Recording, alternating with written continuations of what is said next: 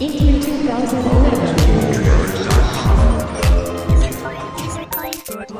Right now to tell us about everything Activision is doing at E3 and later this year is the CEO, Eric Hirshberg. Eric, it's great to have you here live on Spike. Great to be here. Thanks for having me. So let's talk about Activision and what you guys are doing here at E3. Obviously, the big game for you is Call of Duty Modern Warfare 3 that we had on Spike yesterday a couple times with some demos. Tell us about that game, because I think there's obviously, from a gamer perspective, there have been a lot of questions about it. Infinity Ward has had a lot of changes. Now they're teamed up with Sledgehammer Games, which is the ex-Dead Space team. The demos were out there yesterday, but there's a lot of competition with EA and Battlefield 3. How do you think it's shaping up? I think the game looks incredible, and I think that the combination of Sledgehammer and Infinity Ward is kind of a 1 + 1 = 3 situation. There's the guys who essentially invented the genre and invented the franchise. And then, the guys from Sledgehammer are some pretty talented dudes who are bringing some new ideas, and it's just sparks are flying and good things are happening. And, the response we got, we opened up the Microsoft press conference yesterday with a harbor level and, got great reaction to that. And what we're hearing from the booth is, I just came from there and we ran our little, Modern Warfare 3 show, and there was spontaneous applause. Which is pretty unusual in a booth. It's epic action. So you mentioned it's Infinity Ward, the guys that created, the genre. I mean, how much of Infinity Ward is still left there? Because there are obviously a lot of, rumors that most of the team's not there anymore. Yeah, I started with Activision after everything you're referring to happened, and so all I can comment on is the people who I'm working with today, which is one of the most just dazzlingly creative groups of people I've ever met, and some of the best in the world at what they do. And anyone who thinks that this isn't the real Infinity Ward is wrong, and I think the proof will be in the pudding. All right, well, you've shown a couple demos now, so the gameplay is out there for people to judge. We had John Riccatello here earlier, though, and he's talking about the greatest battle in video game history happening this holiday season between Battlefield 3 and Modern Warfare 3. A lot of gamers are saying they think Battlefield 3 looks, next generation, a step beyond Modern Warfare. I'm sure you disagree.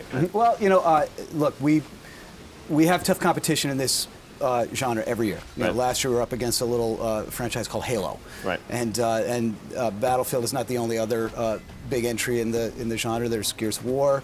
We love good competition. I think the more good games there are out there, the better it is for everybody. But I have all the confidence in the world that what we're going to put out with Call of Duty Modern Warfare 3 is going to be amazing and an incredible experience and will not disappoint. Now, as you look to Call of Duty in future years, I think you've been pretty public in saying we want to do a Call of Duty game every year or annualize it. How do you look at that brand? Because I think a lot of people say it's such a powerful brand. I mean, you could do other genres of games. You could even go to maybe 2 games a year. I mean, how do you look at that brand for the next 3 to 5 years? I think we found the right cadence. I think that a lot of people look at our annual release schedule and say, oh, they're oversaturating it.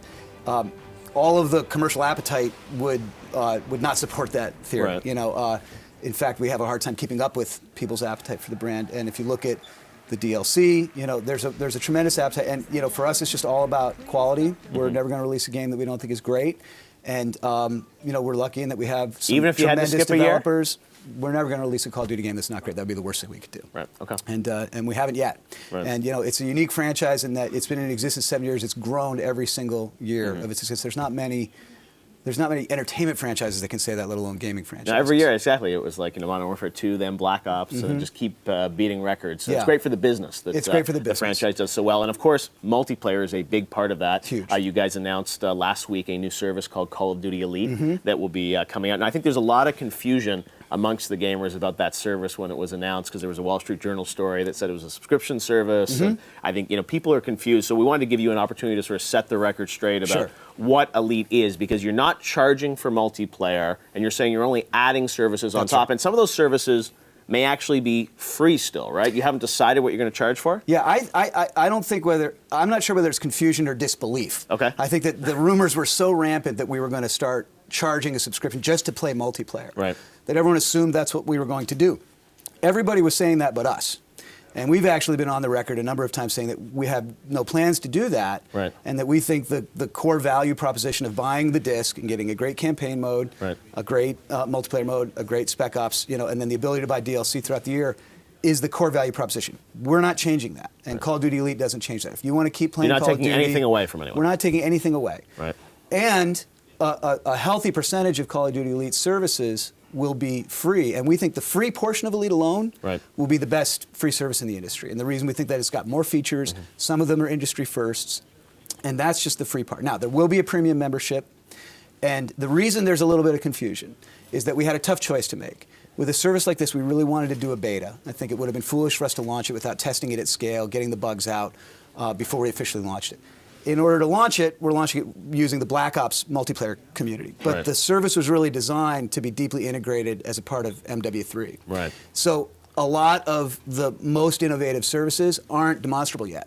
Okay. And they won't be until we get closer to launch. So we had a choice between launching the service incomplete and doing the beta, or not releasing it until launch and risking, having a few bugs, when we got it up to scale. So in beta, it's not going to cost you anything, right? The beta is free. Okay. Free to all. So the first time people would ever be charged would be sort of November, December. And that's only if they choose. Right. If people don't want to join the premium subscription, there's nothing that requires you to do so. Right. Okay. But we think that we've developed some pretty killer apps within it, and that there's some things that are going to be pretty appealing to people that will make.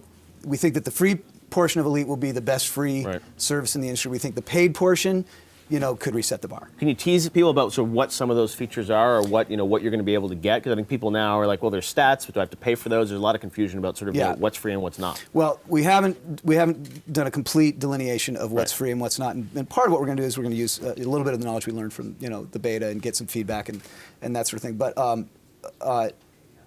the heat maps, the stats, the entire Connect mode is all going to be part of the free service. And this is all in our FAQs. It's up on our website now.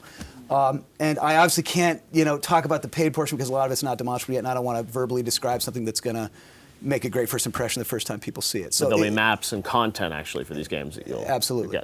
Awesome. All right. Well, Eric, congratulations on a great. And also E3. the DLC for any subscriber. Every piece of content that we put out will be a part of it. You get a subscription, or you can buy it separately. If you want to continue to buy it a la carte, that's your choice. But if you are part of the premium subscription, you'll get every piece of content, every playable piece of content that we make. Coming first still to Xbox 360, though, right? Yes.